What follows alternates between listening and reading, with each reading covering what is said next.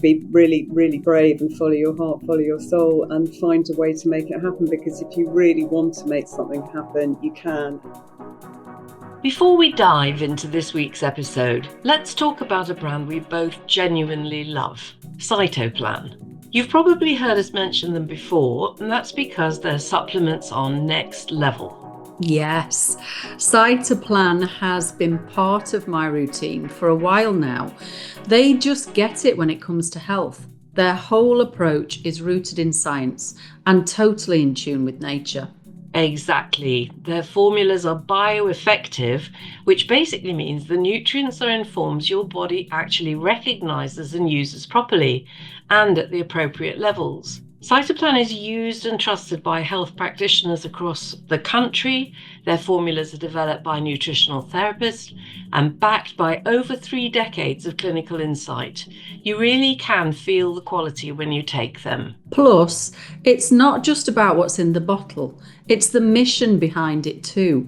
Cytoplan is 100% owned by a charitable foundation, which means everything they do is about helping people live well for longer. It's not about trends or quick fixes, it's about real, lasting health. That is so wonderful to know. And whether it's our energy, perimenopause, menopause itself, sleep, immunity, or just staying on top of your health, they've got you covered.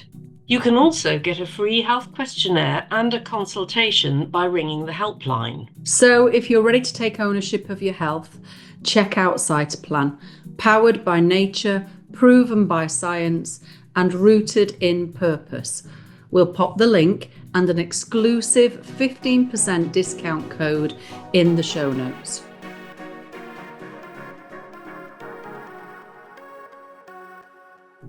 Hello, I'm Caramellas.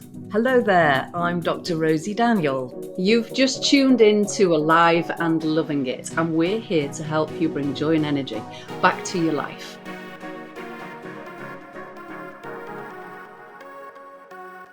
Hello there.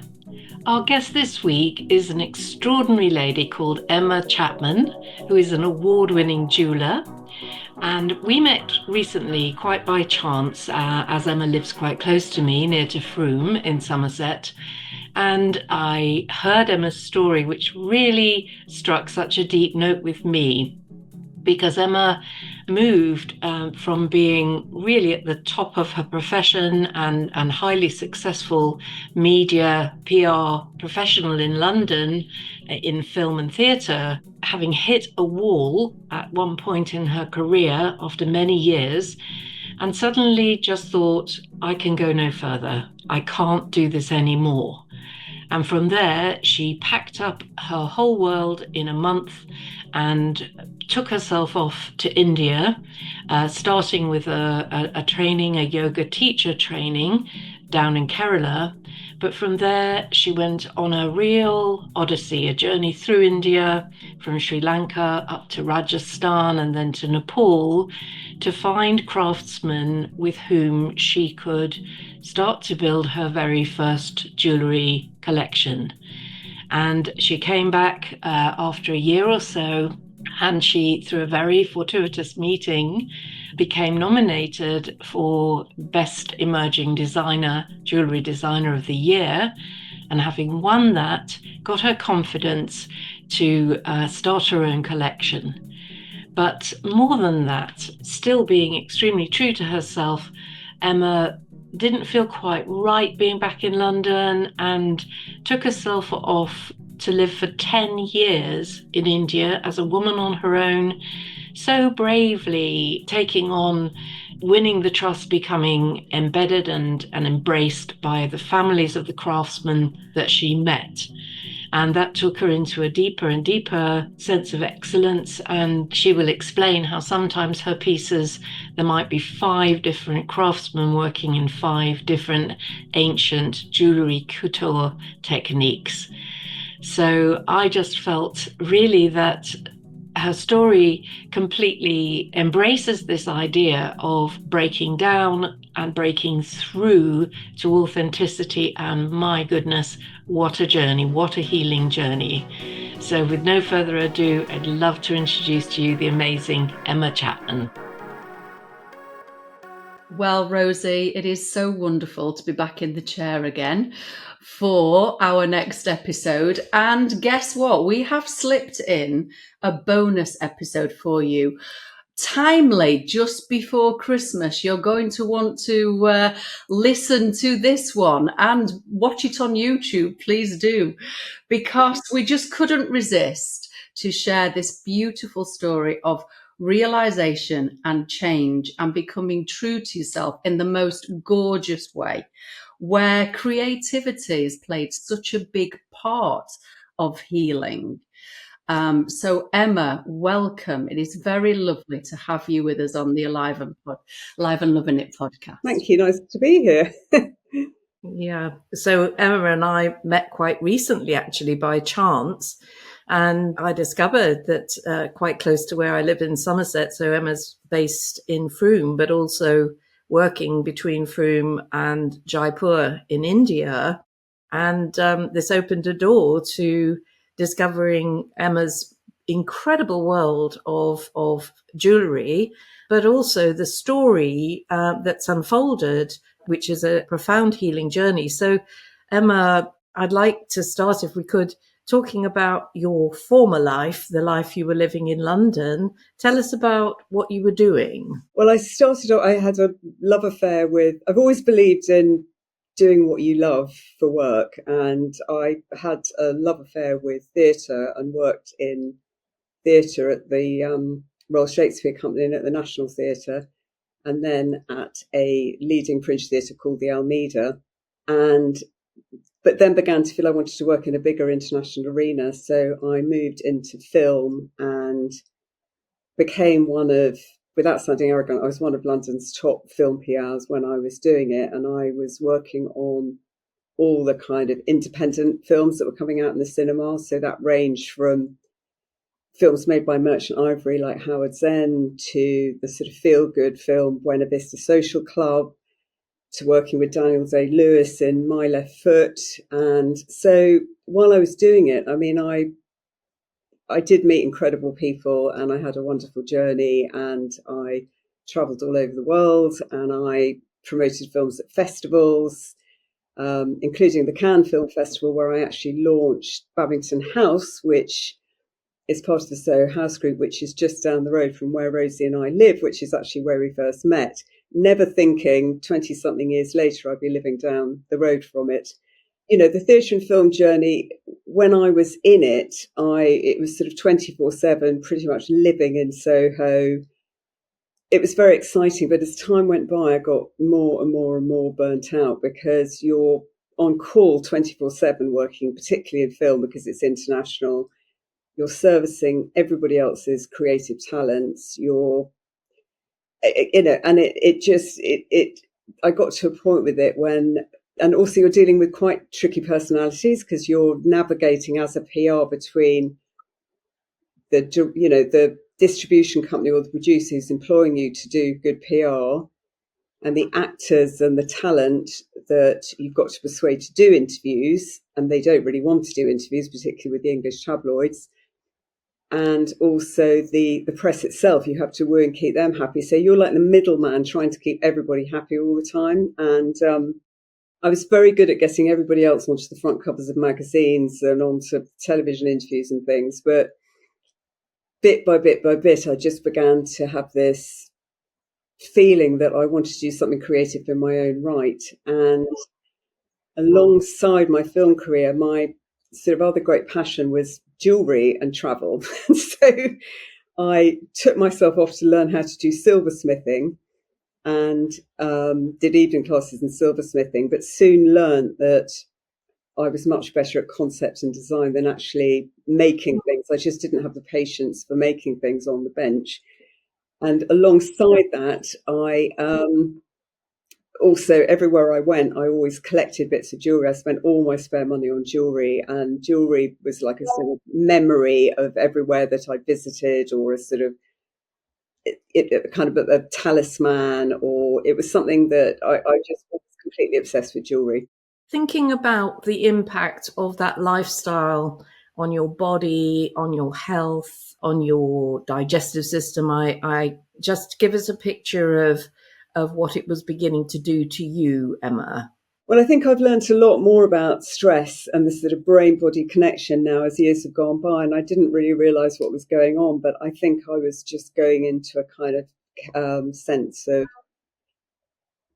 total burnout, overwhelm, couldn't function, couldn't think straight, wasn't really sleeping, wasn't really looking after myself. I was sort of just fast-paced, and I think that I was sort of craving a different way of being and a different life, and it was sort of building and building in me. It also coincided with a relationship breakup, which broke up very badly, and the combination of the sort of the burnout of having to look after everybody else all the time and deal with the relationship breakup, it just sort of reached a crisis point when I just thought, I can't even get in my car and drive to work anymore. I can't think straight. I've got nothing more to give. I need to just take time out and rethink my life and what I want to do with my life, because I can't. It was just like a compulsion. I just felt I couldn't really carry on like this anymore. Well, there's two things, really big keys you just said there, which is about, looking after everybody else. And also that I had nothing more to give, that you'd given and given and given. And boy, isn't that the way, Karen, with so many of the people that we're working with? Yeah, absolutely. And we've had quite a few comments coming in to the podcast website from people who are listening who really know that place, Emma, that place of enough. And it builds and builds, and you can't really see it while you're in it. I'm speaking from personal experience as well. But when you look back, you're like, why didn't I just see the signs? But it's like we need to get to that place of that's enough. And give each other that language, I mean, I can remember points when I was medical director at the Bristol Cancer Help Centre and chief executive and spokesperson and running the education courses. And there were days I'd go into my office and I couldn't actually think what was the next thing to do. There were so many things to do that I couldn't actually focus. But you said, Emma, it came to an Epiphany Weekend. There was a moment when things cracked or broke, or tell us about that. Yeah, I mean, it really was. I think I've been sort of in denial, but sort of managing to operate, but just feeling like a rabbit in the headlights that I just can't do this anymore. I remember one weekend I was in my home in North London and I just thought, right, I cannot do this. I've got to get some headspace. I wasn't even completely clear on what I was going to do. I just knew that I needed a break. I had to have a break and get out of London and and just sort of try and rethink things. And I remember sitting down that weekend and thinking, okay, if I manage to, and I really wanted to move quite fast at this point, I think I just thought, that is it. I cannot do this anymore. So I sat down that weekend and I looked at my finances and my work schedule, and I thought, if I can rent out my flat in a month, if I can wind down all the film contracts that I'm working on in a month and not take anything else on, then I could actually go away in about a month's time. I mean, that seemed like a crazy deadline looking back on it, but I was so determined, and I knew there were a couple of things I did know that I wanted to do. And one of them was to get back to India, because I've had such a long love affair with India. I've been going there for years and years. And I'd had this seed of an idea about starting a jewellery business and wasn't quite sure how to go about it. But I knew that it's something I could investigate there because it has a long history of craftsmanship, and a lot of people go there to work with goldsmiths and get things made. So I wanted to explore that. And I also wanted to really get into yoga and meditation and really give myself the headspace to do that. And beautiful. Yeah, I've been doing yoga for quite a long time. I've been going a lot to somewhere called the Shivananda Centre. I'd done quite a few of their weekend retreats and things like that. And I knew they had an ashram in southern India where you could do a yoga teacher training course. And I was sort of toying with the idea just because I was so desperate for a complete change of sort of becoming a yoga teacher and really, getting into that. So I just thought if I can just get down to South India and start off with the yoga teacher training course, because then I won't have time to think about anything. I'll just be doing the yoga and doing, I just didn't even want to, I just wanted to full immersion in something else, not think. So that was the Epiphany Weekend. It was literally just right. I've got to do this and do this, and then it was. I was so determined to make it happen. Well, how wonderful that that creativity was there right at the beginning of the change, and that you've been doing yoga for so long, which will have helped you bring your nervous system down into rest and digest in the face of this fast-paced world, just enough so that that spark of creativity of, oh, I could rent my flat out. I mean, isn't that amazing that there's always 1,000 possibilities to do things differently, but you just created enough space for that seed to come in of, that's the way I can do it. And to land in that safe place of the yoga center. So where was that? Which part of southern India? Yeah, to cut a long story short, I did manage to do that. I mean, I left totally manic, sort of getting tenants in, winding down the business, clearing out the flat. But the thing about renting out the flat was I knew that would give me an income to keep me going while I was away for a year. And the yoga teacher training course was in a place called Noya Dam, which is in the mountains in Kerala, north of Trivandrum, a place called Trivandrum, which is the capital of Kerala. They do these very intense yoga teacher training courses where you really do not have a minute to think. I mean, you're being woken up at 4:30 in the morning. You have to go and you have to be in silence when you get up, and normally they get you to do a sort of silent walk up a mountain for an hour and meditate, and then you're back down the mountain, and then into what they call satsang, which is prayer and song. So you don't even get to have breakfast till about 10 o'clock, which is, by that point, you've been up for about 5.5 hours. And then the whole day goes on with teachings and, philosophy courses and anatomy courses and learning the asanas. But something that's interesting about it that they really jump into you there is that the asanas are only one tiny part of yoga. The actual postures, there's so much more to yoga, which is state of mind, your nutrition, the way that you live your life, prayer, meditation, all this kind of thing. So, but, we'd literally be on the go non-stop till 9:30, 10 at night, and then up we get the next morning. So amazing. So really, really you found that oasis, albeit a bit of a boot camp. Serious boot camp, yeah. Yeah, but at some point you went north and started to feel your way into the jewelry and the gemstones. After that, I then thought I've got to make my way up to Jaipur and start investing. The reason I went to Jaipur is like an Aladdin's cave for gemstones. It's been on the trading centre for centuries as a gem trading centre. And on the back of that, there's a whole goldsmithing and silversmithing industry and stone cutting industry. So that's why Jaipur was the place that I knew I had to get to. And I remember sort of arriving in Jaipur thinking, right, I've got to start exploring, where I could buy stones, how I could get stuff made. And I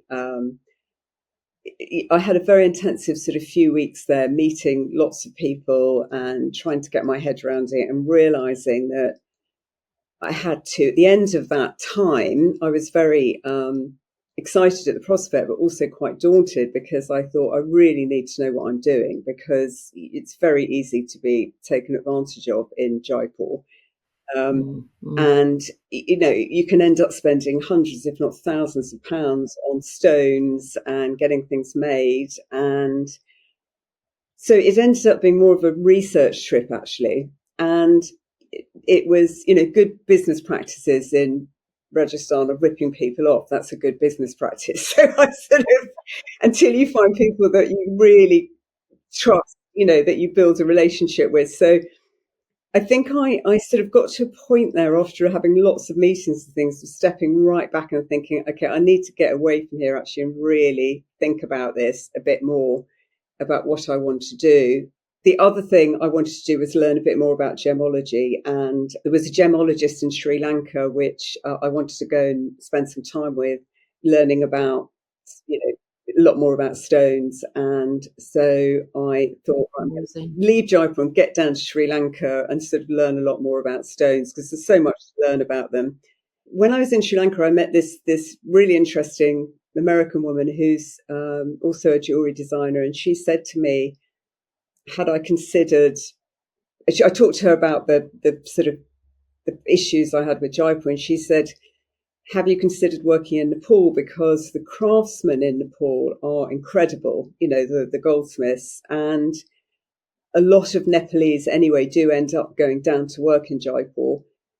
But she said the mentality is very different there. It's very gentle. It's very, it's much more kind of measured, gentle. It's. So I actually then thought, I'm going to go out and explore Kathmandu in Nepal. And I spent time there, and it was much more, it wasn't about how much money you can spend and how much can you make, which was the questions I've been asked in Jaipur. It was more about just being very happy, spending ages making one beautiful ring or one beautiful pendant. They didn't really, it wasn't really about business. It was more about art and craft in Nepal. Beautiful. Beautiful. I mean, I can remember, Emma, I went to Jaipur with my two girls when they were little, 7 and 3, to meet an Ayurvedic doctor there who was healing people with cancer with herbs, which is a whole other story.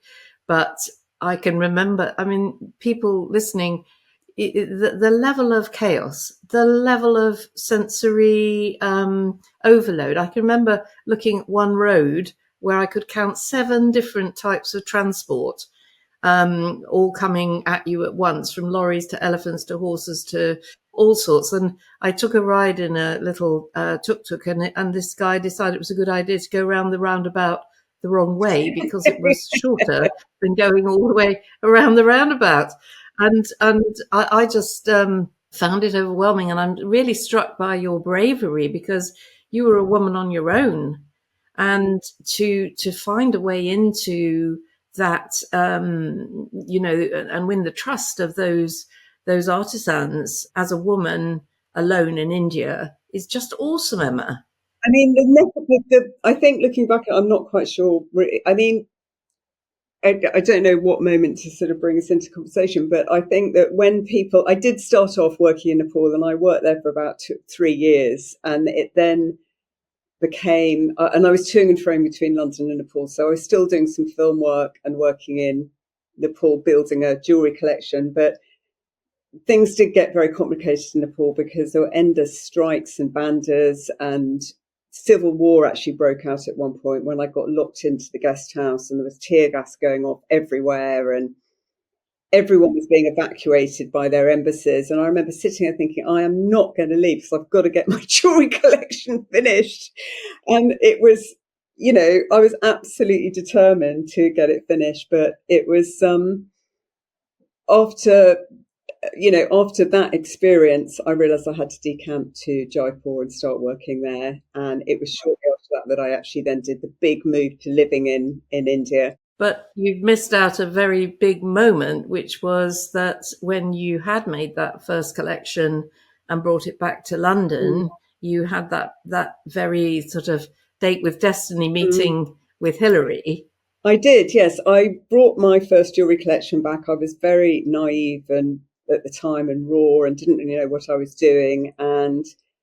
But I did manage to get it into a few shops. And I also was then introduced to Hilary Alexander, who has sadly now passed, but she was the fashion editor of The Telegraph and probably one of the most influential fashion editors in Europe. And a fashion PR who saw my work said to me, I think Hilary would love your work. I'm going to call her. And I remember being with this girl, having a coffee, showing her my work. She called Hilary, and Hilary said, could you get Emma to come and see me right now? And I had to cross London and go to Canary Wharf unexpectedly to meet Hilary, but I thought I'm not going to miss this opportunity. And arriving at her office, which was tiny and absolutely piled high with files and books, and she was also on the phone, and you could barely get into the room. There was sort of so much paraphernalia around. And she was saying, while having the phone call, Emma, could you just hold up a few bits of jewellery? And I was sort of dangling pendants and earrings in front of her. And she was going, great, show me the next one, on the phone, organising a photo shoot or something. And then she finally put the phone down. She said, darling, I think these are fabulous. You're going to be I've got to choose someone who I consider to be the most interesting, new, promising jewellery designer. It was for a show called Bright Young Gems, which still exists today, actually, and showcase sort of new talent. And she said, you're going to be my choice for the show. There were about 6 journalists that could choose, somebody from Vogue, Elle, Hillary. I think there were about 5 or 6 journalists that could each choose one designer. And I was then got into this show called Bright Young Gems, and that then catapulted me into London Fashion Week, because they then realised that they had to take me seriously, and I then got into London Fashion Week. So amazing. I mean, gosh, to think that you moved in that period to, from being in that almost breakdown state to actually following your heart and unleashing this enormous creativity. The minute you finish listening to this podcast, people go straight to the website of Emma Chapman Jewels, and you will see just the most stunning, beautiful, exciting treasure trove of jewels. But Karen, listening to this story, what's it making you feel? Well, I'm interested. I'm tuning into the process of healing from having awareness of something needs to change. Otherwise, I'm going to be ill. I can't carry on. And then the second stage of the ideas that came in as you slowed down, the ideas that came in. And then what I heard you mention was this really extended period of learning. mm-hmm. So from a position of giving out all the time and really doing it for other people, you started to take in and you started to learn and receive in what sounds like the most beautiful, countries. And at that point, I heard your discernment of actually here in Jaipur is not my energy. That's not what I'm supposed to be doing. Where else? And then you had another meeting and somebody introduced you to being in Nepal. And it was that energy that you aligned with. I mean, that moment, I've got goosebumps. I'm like, that moment of aligning your inner knowing with the external and a group of people who were on the same wavelength. And the courage to do that, Emma, and not just go straight into where can I make the most money? Where is it going to be quick enough? Where do I get something to market? Which is what happens in business now. People can get to market a new product, a new idea in about 6 weeks because they're being driven by making money. And what you did is you went, what is my essence? Where is my tribe? Where is this energy that's coming into that jewelry? I just think that is so precious. Yeah. And just not done in the world now. It's like craziness getting this, making profit, making money without the integrity and the energy that goes into the product. So, bless you for having the strength to do that. Bless you. And the emotional intelligence. I mean, one of the things it's activating in me, we've talked quite a lot in the podcast, Emma, about people who become that highly responsible, I call it the responsible child, people who've had chaotic upbringings and learnt from a very, very, very young age to take care of everything and everybody and organize things and make everything all right for everybody.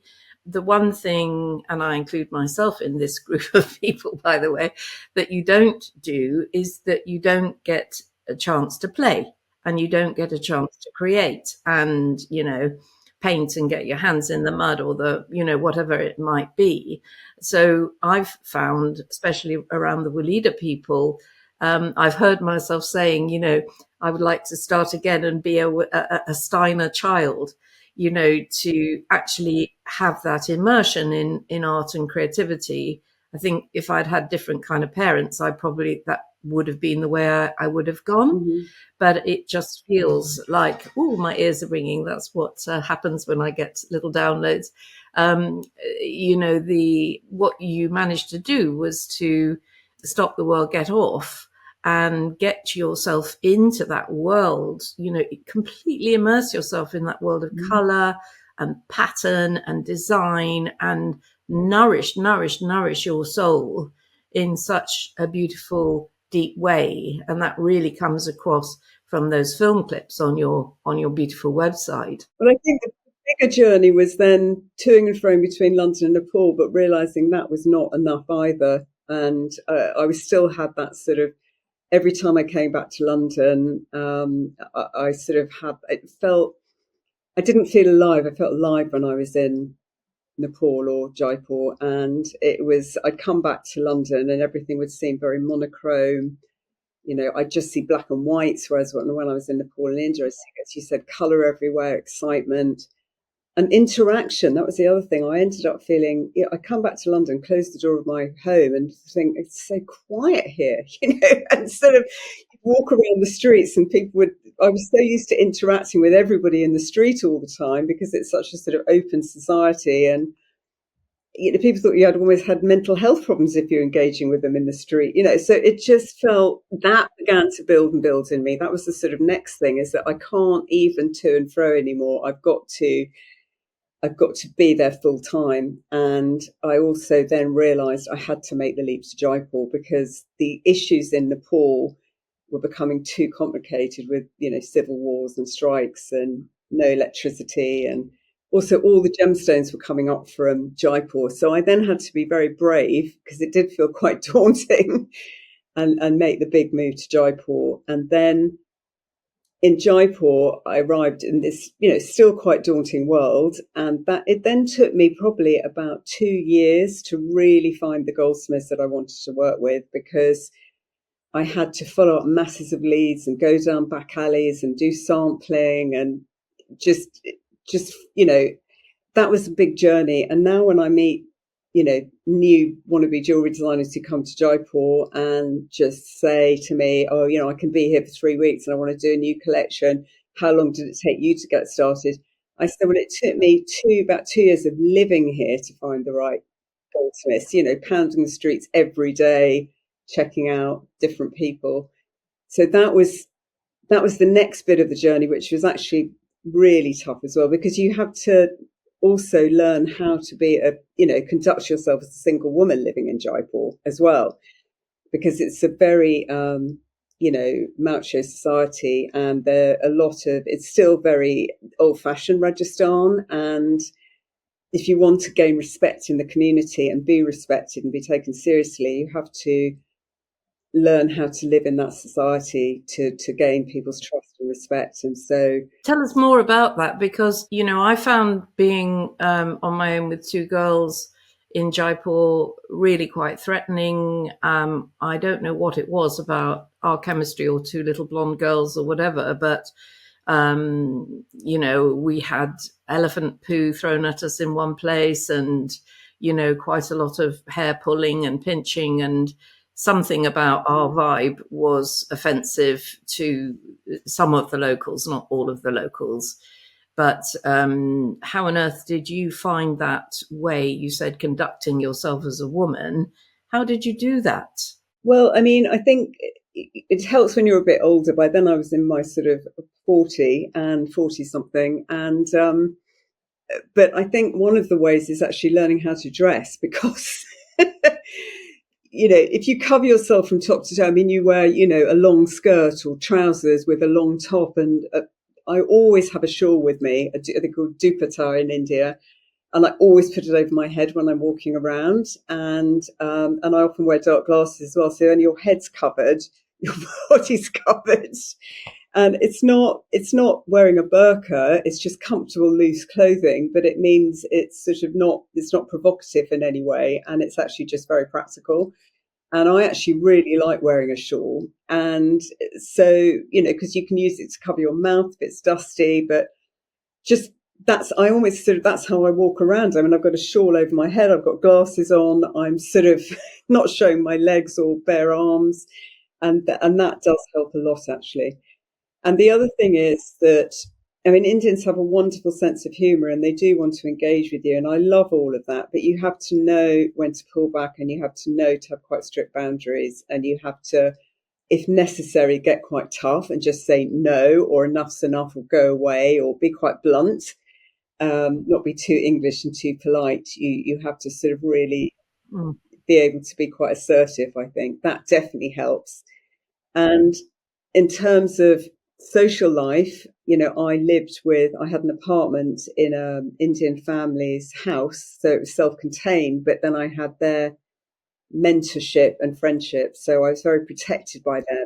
And I think that, everybody knew that they were answerable to them as well as to me by living there. And my friendship with them meant that I was fast-tracked into Indian social life as well, so I'd get invited to all the weddings, parties, Beautiful. and dinners. And the thing about India is that when people becomes friends with you, they really take you into their heart and they really think of you as a member of the family. And it's very bottom line there. And by that, I mean, it's not, can we go to theatre next Thursday? It's like, have you got enough to eat? Are you feeling okay?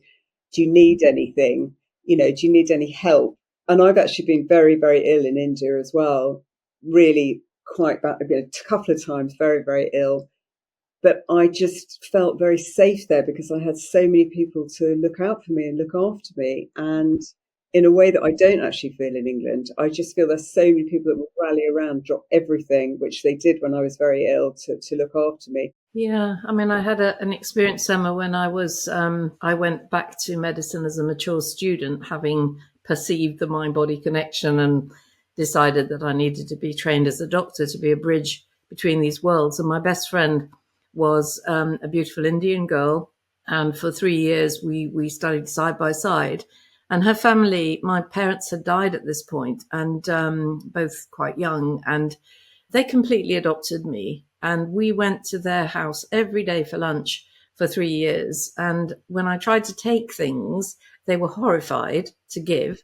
And the lady of the Mamaji said, every grain of rice that I have cooked for you was grown by God for you. It's my privilege to cook it for you.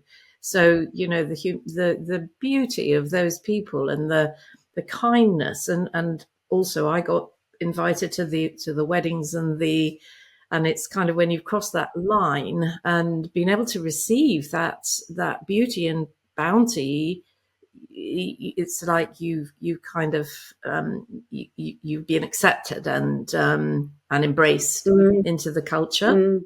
Absolutely, yeah.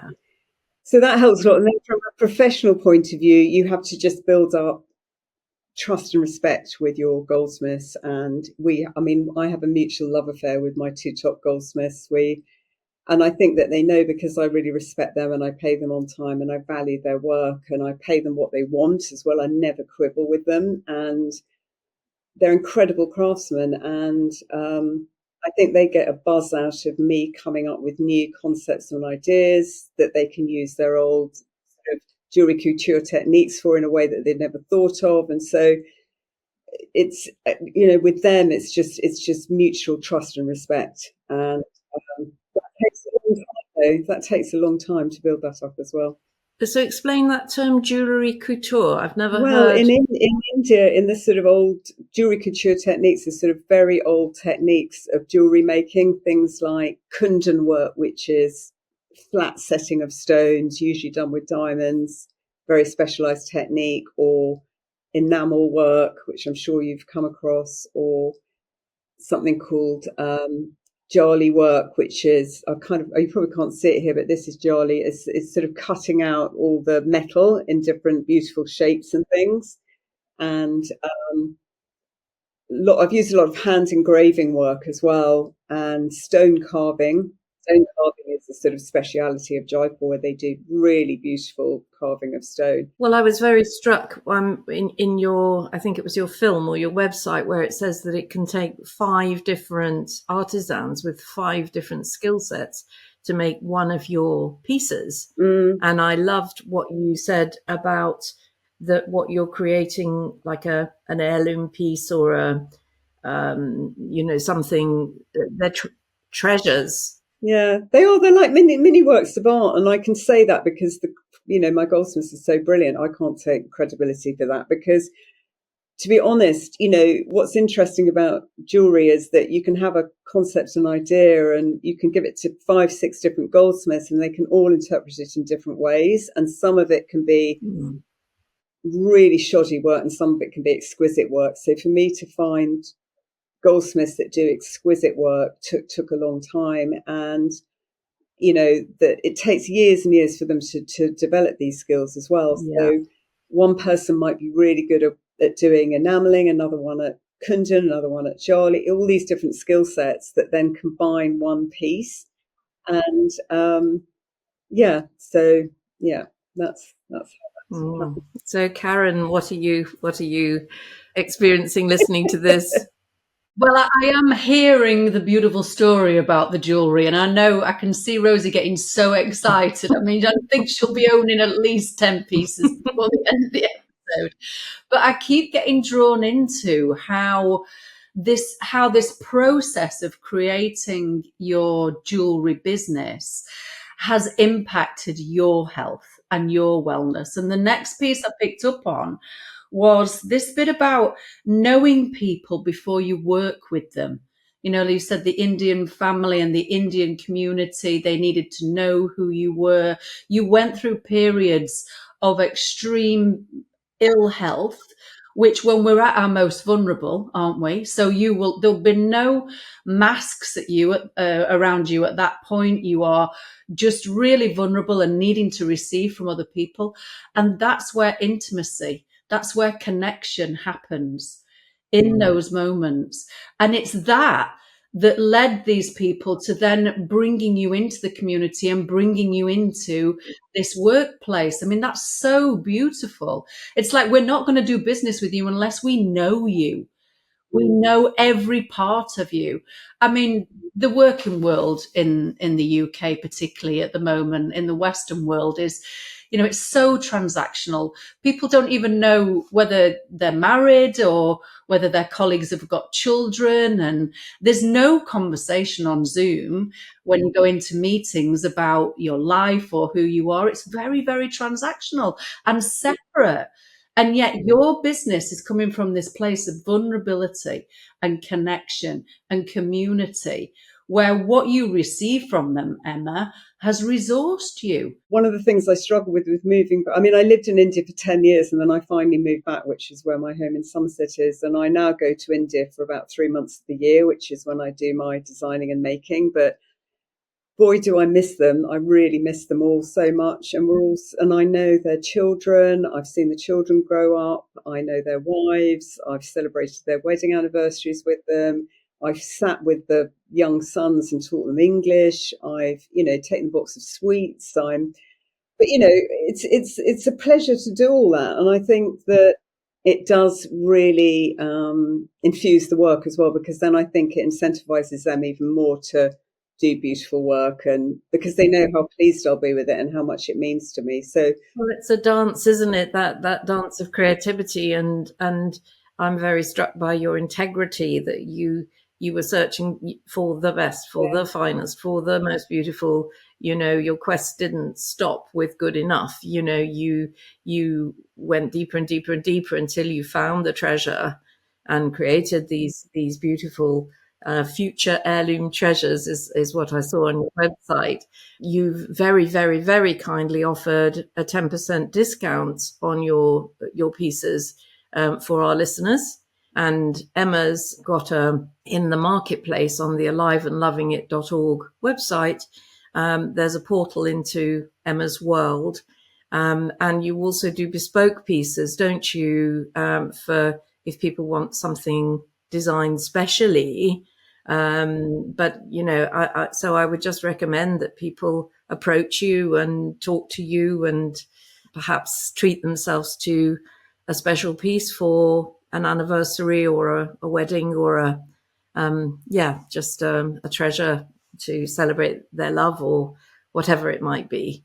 Well, I think the nice thing now, I used to find the whole business side of it a bit awkward, but now I just think, well, no, I'm supporting all those guys in India as well, and they really deserve to be supported, and also keeping all those down. As do you.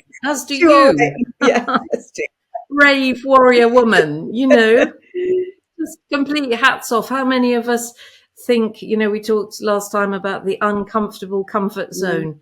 How many people listening are thinking, oh my God, I need to do that. I need to just actually set myself free from the ties that bind, the responsibilities, the crazy go around. I bet there would be people listening thinking, right, I'm going to rent my house.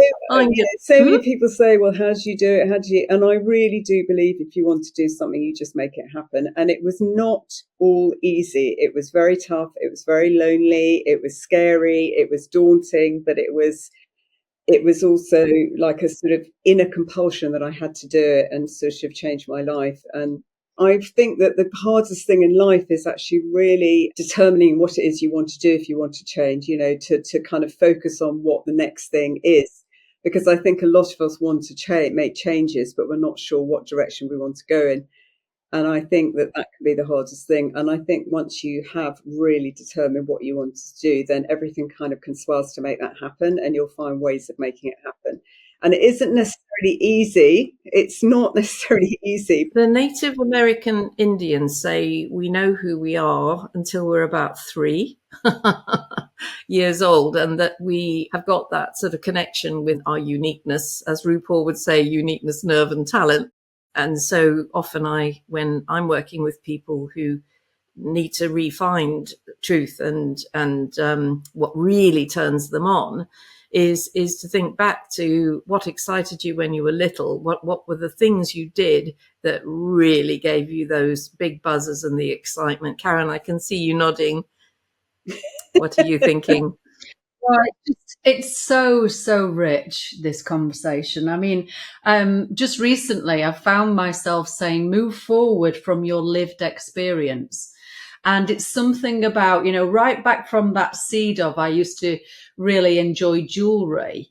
It's a golden thread, isn't it? All the way through your life, and just following the next step that is right from your lived experience, not from anybody else or trying to be anybody different, but what have I done in the past? Where did I come from? What's the next logical step? But also what feels right in my body. Obviously what you were doing in the PR world, you've got a lot of skills from that you've taken forward into your business now. You don't forget them, but you'd learned what you needed to learn. And therefore your body was having some sort of reaction of, this is not right for me now, to move you to the next place. And I just think it was so powerful of you to, go into the yoga, which nourished your body, to allow that creativity, to allow that, oh, well, I'll rent my house out. That's the practical side of it. How do I fund myself? And then to follow that inner knowing once you found it, Emma, it is so inspirational, love. Most of the time, what we need to do to be courageous is to get out of our own way. Because it will be us that is self-stressing of what if something goes wrong? What if something happens to me? That's what stops us. That's what blocks us. So you got out of your own way and just went into the flow of your life. And how wonderful at the end of it are these pieces of precious, beautiful jewels to show for it. I mean, it's a wonderful story, Emma. Wonderful. So just pulling our threads together, Emma, if there was anything you wanted to say to anybody who's listening, thinking, I need to make that shift, what would you say? I would say just be really, really brave and follow your heart, follow your soul, and find a way to make it happen. Because if you really want to make something happen, you can. And even I didn't do this with funding or anything. I just did it with renting out a house, and then it rolled from there. So I just say, just be really honest with yourself. And also, life's so short. It is so short that it goes by so quickly that it's just really worth, pursuing your dreams if you can. Yeah. Carpe diem, seize that day. Well, thank you so much. It's definitely speaking to me, this conversation, because I think there's an artist in me. I think there's an artist in many of us that's waiting to come forward. So thank you, dear Emma, so much, and I hope that many people take true, deep inspiration from your story. Thank you. Bye. Bye. Thank you so much for joining us on this episode of Alive and Loving It. We really hope that today's conversation has sparked your passion and showed you ways to open up into the vibrant life that's possible for you. Absolutely, Rosie. I mean, we do have to remember that transformation begins with love, and that is self-love. Love for others and love for our beautiful planet. When you embrace love and you just allow yourself to receive as much as you give, you unlock the fullest potential of your life. That is the truth, Karen. And we're here to support you every step of the way on your journey. So if you enjoyed what you heard today, please join our community and check out our trainings and our services, such as my Dr. Rosie Daniel Clinic and Karen's beautiful women's circles and retreats, and the events where we can all go deeper together. And do please send us your feedback. We want to hear your ideas for the podcast, who you'd like us to interview, and the questions you want us to ask and get answered. Through the contact page on our website, just go to aliveandlovingit.org. I've really enjoyed reading them. But when you're there, be sure to sign up for our newsletter and updates. And what about following us on Instagram as well? We are at Alive and Loving It Community. Once you've signed up to the newsletter, you'll receive extra notes from today's show and more inspiration to help you live your most vibrant life. Thank you for being with us. Keep shining, stay true to yourself, and remember, this is your time to live your fullest, healthiest life. So until next time, keep doing what you love most in life. I know Rosie and I will be. We're so excited to connect with you on the next episode of Alive and Loving It. And we welcome you with open hearts to our Alive and Loving It community.